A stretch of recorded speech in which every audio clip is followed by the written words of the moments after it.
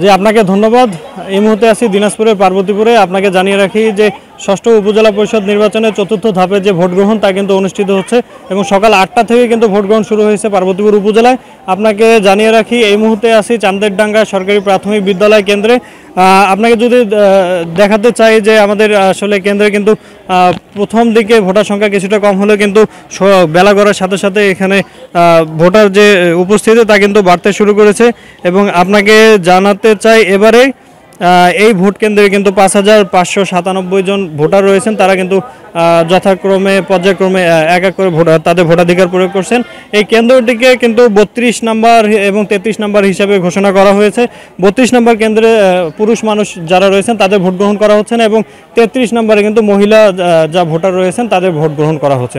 এবং এখন পর্যন্ত পার্বতীপুর উপজেলার কোথাও কোনো প্রকার অপ্রীতিকর ঘটনার কোনো খবর পাওয়া যায়নি এবং সুষ্ঠু সুন্দরভাবে ভোট গ্রহণ চলছে এবং পরবর্তীতে আমরা আপনাকে আরও বিস্তারিত জানাতে পারবো। এই ছিল পার্বতীপুর থেকে সর্বশেষ।